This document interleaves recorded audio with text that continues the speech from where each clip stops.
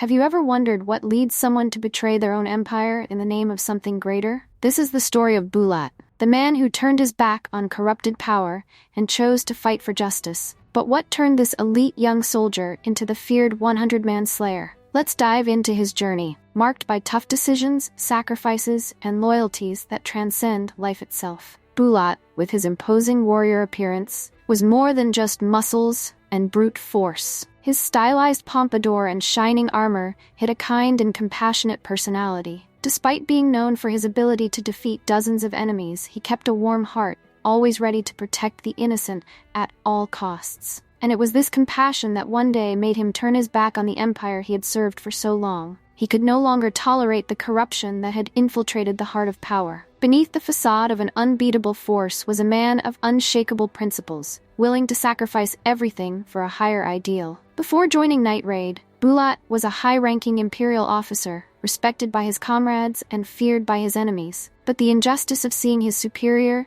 General Liver, framed for refusing to accept bribes was the last straw. It was a direct blow to his sense of honor. Bulat's loyalty to the empire shattered, and he decided to join the Revolutionary Army, where he found a new purpose. It was there that he renewed himself, both physically and spiritually. But what he didn't know was that his greatest challenge was yet to come. When Tatsumi Night Raid, Bulat didn't hesitate to take on the role of mentor. He saw something special in the young man and did everything to prepare him for the brutal world of war and assassination. But above all, Bulat taught Tatsumi to never lose his humanity, even in the most desperate situations. During a critical mission, both found themselves face to face with the dreaded Three Beasts, a lethal force in the service of the Empire.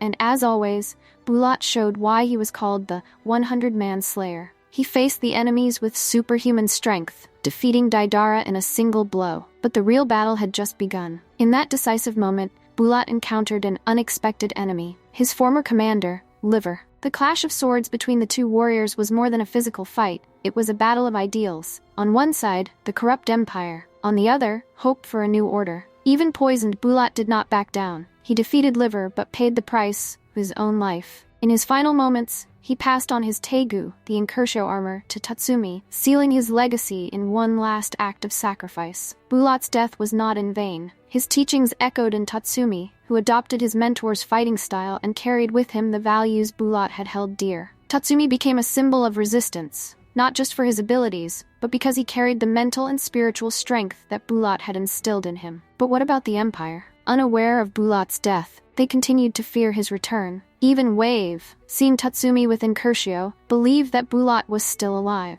And now that we know Bulat's tragic end, the question remains, what makes a man remembered? Is it his physical strength, or the impact he leaves on the hearts of those who follow his journey? Bulat's legacy transcended his own existence. Tatsumi survived and carried that flame, but how far can a legacy go before it is forgotten? Or in the end, is the true power found in the memories we leave in the people we touch? What truly defines a hero's strength? Their skill in battle, or the depth of their beliefs?